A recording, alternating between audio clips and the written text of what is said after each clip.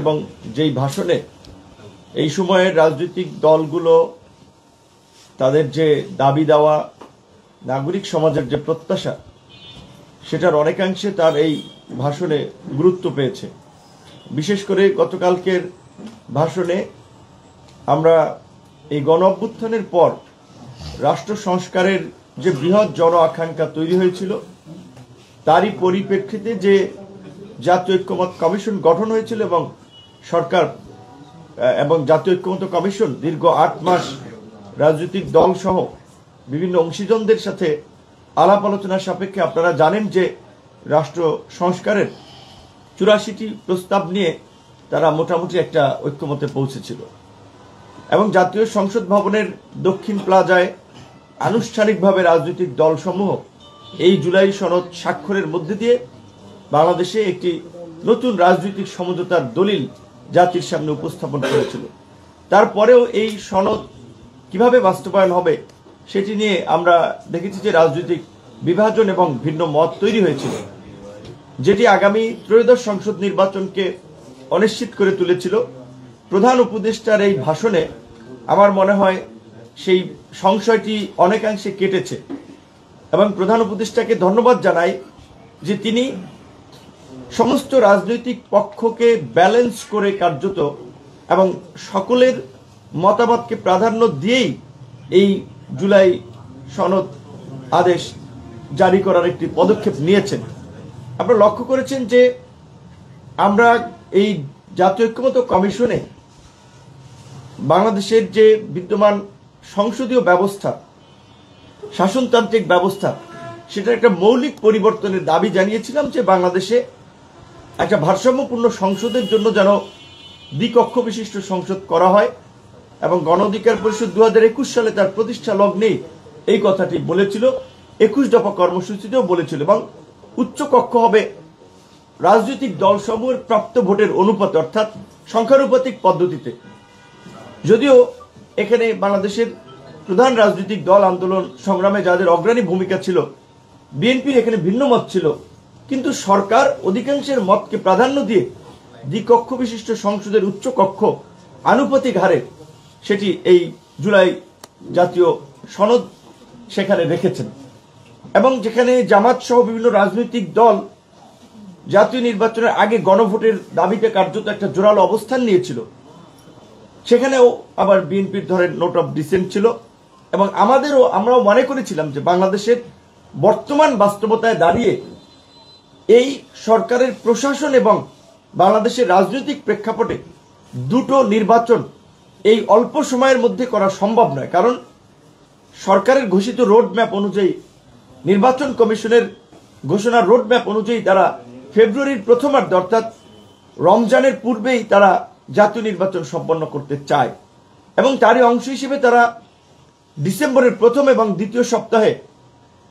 কিংবা দ্বিতীয় সপ্তাহে তারা জাতীয় নির্বাচনের তফসিল দিতে চায়। তো তাহলে তো 1 মাস সময় নাই। কাজী এই সময়ের মধ্যে এই জুলাই সনদের উপরে একটি গণভোট আয়োজন করা এটি একেবারেই অসম্ভব এবং অবাস্তব। এটি সম্ভব হতো যদি আরো 2 মাস, 3 মাস, 4 মাস আগে এই গণভোট আয়োজন করা যেত। সেক্ষেত্রে রাজনৈতিক দলসমূহ কিংবা সরকারকে সেই প্রেক্ষাপট বুঝে তখন সিদ্ধান্ত নেওয়া উচিত ছিল। এখনকার বাস্তবতায় জাতীয় নির্বাচনটা দেশের স্বাধীনতা, সার্বভৌমত্বের জন্য এবং সামগ্রিকভাবে এই গণ অভ্যুত্থানের শক্তি সমূহের জন্য জাতীয় নির্বাচন এখন অনিবার্য হয়ে পড়েছে। তাই আমরা চাই না যে কোনো অজুহাতে, কোনো কারণে জাতীয় নির্বাচন ভণ্ডুল হোক কিংবা পিছিয়ে যাক। যে কারণে আমরা বারবার জোর দিয়েছি যে জুলাই সনদও যেমন আমাদের প্রয়োজন এবং জুলাই সনদের উপরে একটা গণভোট যেমন জনগণের রাজনৈতিক দলসমূহের একটা দাবি, জাতীয় নির্বাচনের দাবি।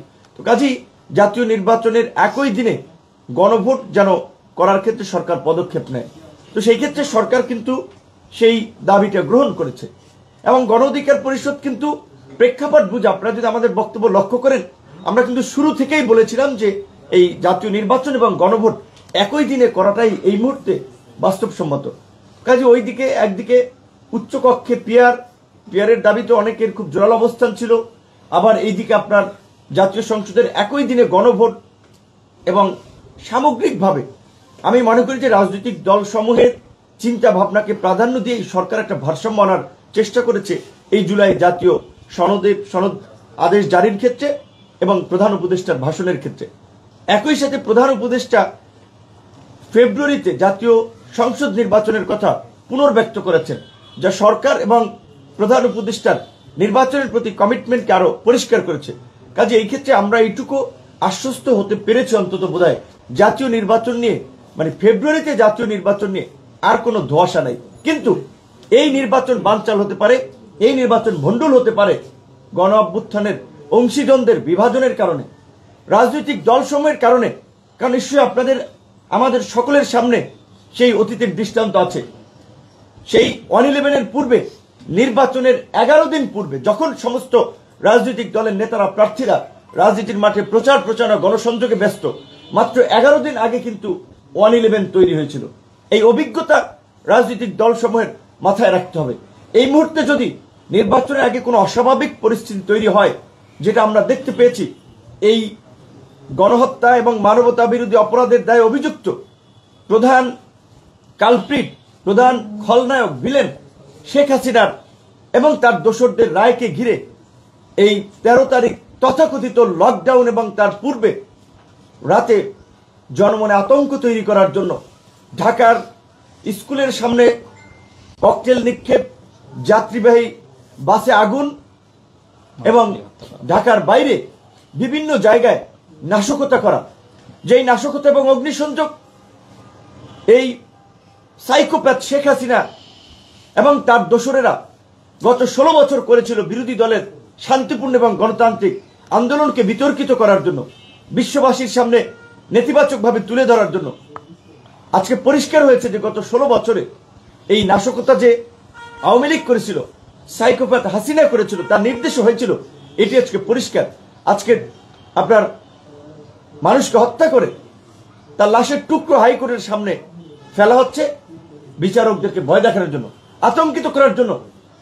আজকে আমরা দেখতে পাচ্ছি যে রাজনৈতিক দলসমূহের যে শক্ত ভূমিকা রাজপথে থাকার, সেটি আমরা দেখছি না, বরঞ্চ তারা আওয়ামী লীগের ভোট পেতে আওয়ামী লীগ তোষণের রাজনীতি করছে।